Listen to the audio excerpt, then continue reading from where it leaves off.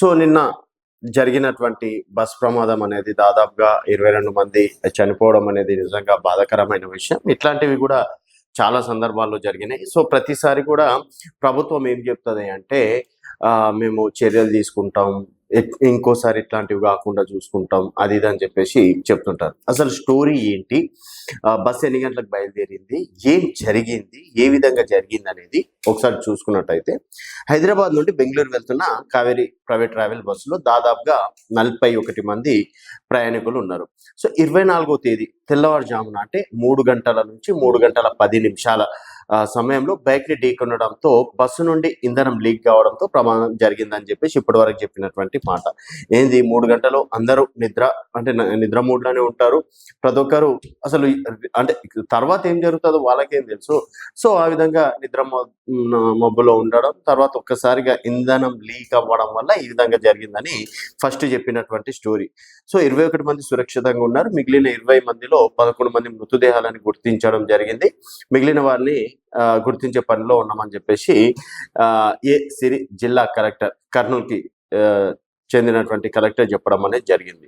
తర్వాత మళ్ళీ ఇంకో న్యూస్ ఏంటంటే కర్నూలు బస్ ప్రమాద ఘటనలు వెలుగులోకి షాకింగ్ నిజాలు. ఈ ఏడాది మార్చి 31వ తేదీన ముగిసిన బస్ ఫిట్నెస్ వ్యాలిడిటీ. సో ఇక్కడ గమనించాల్సింది ఏంటంటే మార్చి లోపల ఆ బస్సుకు సంబంధించి ఫిట్నెస్ అనేది ముగిసింది. మార్చి 31. ఇదేంది అక్టోబర్ 20. సో ఇప్పుడు వరకు ఆర్టీ అధికారులు ఏం చేస్తున్నారు? ట్రాఫిక్ పోలీసులు ఏం చేస్తున్నారు? ఆర్టీ అధికారులను అడగాలి. కొంచెం ఏమన్నా అయితే మాత్రము సామాన్యుల మీద తెగ వాళ్ళ ప్రతాపం చూపిస్తారు కదా. మార్చి 31 నుంచి అక్టోబర్ వరకు ఏం చేస్తున్నట్టు ఒకటి క్వశ్చన్. గత ఏడాది ఏప్రిల్లోనే ముగిసిన ఇన్సిడెంట్స్ పొల్యూషన్ వ్యాలిడిటీ. సో గత ఏడాది ఏప్రిల్లో, ఈ సంవత్సరం కాదు చెప్పే మాట, లాస్ట్ ఇయర్ ఏప్రిల్లో ముగిసిన ఇన్సిడెంట్స్ పోయింది, పొల్యూషన్ వ్యాలిడిటీ కూడా లేదు. సో ఇన్సిడెంట్స్ వ్యాలిడిటీ 24/2024, పొల్యూషన్ కాల వ్యాలిడిటీ 2/4/2024. ఇది 2025లో ఉన్నాం. నిన్న రాత్రి పటాన్చెరులోని మెయిన్ ఆఫీస్ నుంచి బయలుదేరిన బస్సులో ఎక్కువగా 20 నుంచి 30 సంవత్సరాల మధ్య వయసులో ఉన్న వాళ్ళే, ఒకటే ఫ్యామిలీకి చెందిన వాళ్ళు 5 మంది చనిపోవడం ఎంత బాధాకరమైన విషయం అండి. సో అందరూ యువకులు, సాఫ్ట్వేర్ ఇంజనీర్లు ఉన్నారు దాంట్లో.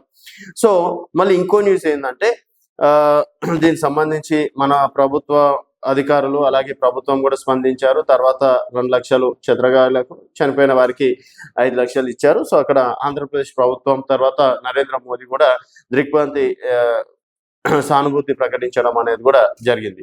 సో ఇక్కడ చూసుకున్నట్టయితే సో లాస్ట్ సంవత్సరం ముగిసినటువంటి పొల్యూషన్ కావచ్చు, తర్వాత 11వ తారీఖు నాడు ముగిసినటువంటి ఫిట్నెస్ కావచ్చు, ఇప్పటి వరకు ప్రభుత్వం ఏం చేస్తుంది? ఇక్కడ ప్రభుత్వాన్ని మనం మెయిన్ దోషులుగా, ఇక్కడ ఒక దోషి ఎవరు అంటే ప్రభుత్వ అధికారులు అని చెప్పేసి కూడా చెప్పుకోవచ్చు. ఆర్టీ అధికారులు ఫస్ట్ వాళ్ళని 22 మంది చావు కారణమైనటువంటి వాళ్ళని ఫస్ట్ ఉద్యోగాల నుంచైనా తొలగించాలి, లేకపోతే లోపలనే వేయాలి. ఒకటోది. సెకండ్ వన్ వచ్చేసి ఒక బైకర్ వచ్చిండు, బైక్ ఢీ కొట్టిన తర్వాత 300 మీటర్ల వరకు ఇక్కడ ఏంది డ్రైవర్ అప్రమత్తంగా లేకపోవడం. సో ఇక్కడ డ్రైవర్ తప్పిదం వల్ల దాదాపుగా 22 మంది చనిపోయారని చెప్పేసి కూడా మనం ఈ సందర్భంగా చెప్పుకోవచ్చు. సో డ్రైవర్ అప్రమత్తంగా ఉండేసి తను ఏం చేసిందంటే వెంటనే కిటికీ పక్కన నుంచి క్లీనర్ కావచ్చు డ్రైవర్ పారిపోవడం అనేది జరిగింది. తర్వాత అదే ఒక వ్యక్తి కేవలం 10 మందిని దాకా ఎమర్జెన్సీ డోర్ నుంచి అక్కడ కాపాడడం అనేది జరిగిందని చెప్పేసి కూడా చెప్పుకొచ్చినారు. సో మరి దీనికి సంబంధించి అంటే కర్నూలు బస్ సంబంధించి మరి ఎందుకు ఆర్టీ అధికారులు ఇంత లేజీగా ఉన్నారు? ఒకవేళ వీళ్ళు ఇంత లేజీగా ఉండకపోతే అట్లీస్ట్ మనం ఇంత మేజర్ ఘటన అనేది అంతో ఎంతో కొంచెం తగ్గించేవాళ్ళం. మళ్ళీ మనం చూసుకున్నట్టయితే పాలెం దగ్గర సేమ్ ఇదే కర్నూలు హైవేలో పాలెం దగ్గర అప్పుడు దాదాపుగా 40 మంది సజీవ దహనం కావడం అనేది జరిగింది. ఇక్కడ 20 మంది, అక్కడ 40 మంది సజీవ దహనం కావడం అనేది జరిగింది. సో ఇట్లాంటివి మేజర్ ఇన్సిడెంట్స్ అనేది సంవత్సరానికి ఒకసారి 2 సంవత్సరాలకు ఒకసారి జరుగుతూనే ఉన్నాయి. అయినా కూడా ప్రభుత్వం ఇప్పటి వరకు వీళ్ళపైన ఎటువంటి యాక్షన్ తీసుకోరు. సరే ఇంకా రేపటి నుంచి చూడండి మీరు, నెల రోజుల పాటు 15 రోజుల నుంచి నెల రోజుల పాటు ఎంత హడావిడి ఉంటుంది అంటే ఏ బస్సునైనా చెక్ చేస్తారు, అది చూస్తారు, ఇది చూస్తారు, ఆ ఇన్సూరెన్స్ చూస్తారు, ఈ ఇన్సూరెన్స్ చూస్తారు, అంతా చూస్తారు. నెల తర్వాత చూసుకున్నట్టయితే మళ్ళీ హడావిడి అనేది ఎక్కడ కూడా కనిపించదు. సో ఈరోజు హైదరాబాద్ నుంచి ఎన్నో వేల బస్సులు, వందల బస్సులు కాదు, వేల బస్సులు రాత్రిపూట మనం అమీర్పేట, లక్డికాపూల్, ఇక్కడ కుక్కరపల్లి, ఇక్కడ పటాన్ చెరువు నుంచి గచ్చిబౌలిని చూసుకుంటే వేల బస్సులలో లక్షల మంది ప్రయాణిస్తుంటారు. సో అట్లీస్ట్ వెళ్ళేటప్పుడు తర్వాత ట్రావెల్స్ వాళ్ళు కూడా ప్లీజ్ దయచేసి, ఎందుకంటే మరీ ఇట్లా చనిపోయిన పైసలతోటి మీరేం సంపాదిస్తారు, ఏం బాగుపడతారు? అట్లీస్ట్ ఆ చిన్న చిన్న పనులన్నా చేయించుకుంటే ఈరోజు ఈ వరకు వచ్చేది కాదు అని చెప్పేసి కూడా ఈ సందర్భంగా చెప్పుకోవచ్చు.